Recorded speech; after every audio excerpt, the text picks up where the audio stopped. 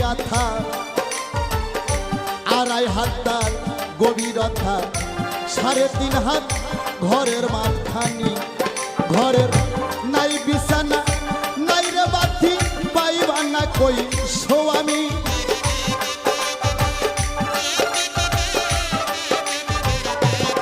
ঘরের নাই বিছানা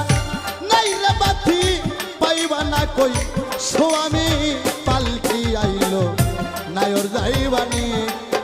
আরে শোন শনিব